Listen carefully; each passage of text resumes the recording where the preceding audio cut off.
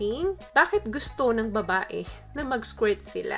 Ano po ba ang napi-feel afterwards? May recommended position po ba kayo para dito? Thank you.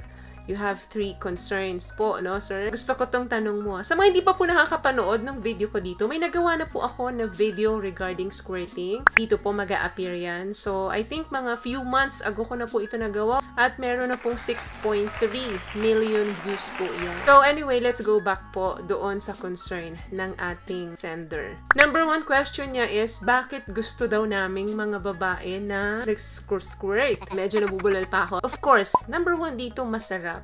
Meron kaming pakiramdam na huge pressure na nagbi-build up dun sa loob ng katawan namin, then suddenly na-release. Alam nyo guys, when it comes to this, even doctors po, hindi pa kumpleto yung pag-aaral nila kung saan ba talaga nanggagaling ito. May mga nagsasabi na sa ihi, meron naman na hindi. Galing ba ito sa glands or galing ba ito sa urethra dun sa labasan ng ihi? Kaya lahat po tayo nasa same page kasi hindi pa nga kumpleto yung pagsasaliksik. Nangyayari po ito sa ibang babae. So meaning, hindi po lahat ng babae ay capable na mag-squirt. Para po dun sa ibang babae, ang pagsirit po sa kanila ay yung super intense na orgasm. Pero doon naman po sa ibang babae, hindi masyado. May mga babae din po na tuwing nakikipag-S sila sa mga partner nila, talagang nag-i-squirt sila. At doon naman po sa iba, once in a while, nararanasan nila. So ito po ay proud and shame feeling at the same time.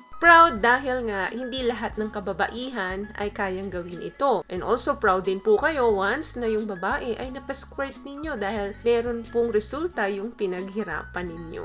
Shame because nahihiya po kami dahil aksidenteng naihian namin yung mga partner namin. Pero hindi po ito ihi. Wala pa pong pag-aaral na ito po ay 100% na ihi. Pero sa may mga kakayanan na mag-squirt, pakiramdam po namin ay ihi yung lumabas sa amin.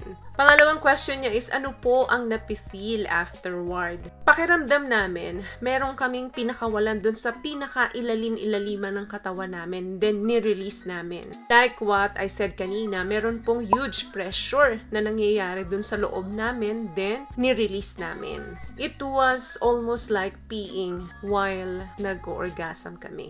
Pakiramdam namin, every muscle na meron kami sa katawan, inay-squeeze namin. Yan po yung pakiramdam namin physically. But emotionally, kapag kami ay nagpakita ng ganito sa partner namin, parang binubuksan namin yung pintuan na talagang makilala nila kami ng gusto. And feel us on a deeper level. Hinahayaan namin yung sarili namin na maging vulnerable dun sa mga kapartner namin. It feels like letting go of something inside us. Ganun po yung pakiramdam emotionally kapag hinahayaan namin na mag-release kami ng ganito sa partner namin. Kasi guys, honestly, kaya naman namin kontrolin yun kung ayaw namin. But, pag inallowed namin yung sarili namin doon sa kapartner namin na makita yung kakayanan namin na mag-squirt, meaning magandang senyales yan na itong babaeng ito ay nagtitiwala talaga sa inyo. So, hindi lang po yan physical, kundi emotional. Kaya, hindi po lahat kayang mag-squirt. Kasi, baka pagka wala pong emotional feeling yung partner nyo sa inyo, baka malamig yung water na lumabas sa kanya. Pero kapag meron pong feelings yan sa inyo, ligamgam, mainit-init na tubig ang i-release namin kasi mahal namin yung katalik namin. And yung last question niya is, may ma-recommend position po ba kayo para dito? So, personally, ang pwede kong ma-recommend dito is 2 position po. Isang cowgirl. Ito po yung girl is nasa ibabaw. Kasi alam niya kung paano yung right spot, paano niya tatamaan yung kanyang tinggil. So, siya po ang nagmamaneho nung sarili niya kasi nandun siya sa ibabaw. Pangalawa, yung pagpasok na lang ng daliri. Nandito po ito sa foreplay, pagpasok ng 2 daliri, facing dun sa wall, habang nilalaro nyo po yung kanyang mani. So, dahan-dahan nyo lang po nga itong gawin hanggang mag-increase yung speed and pressure nito.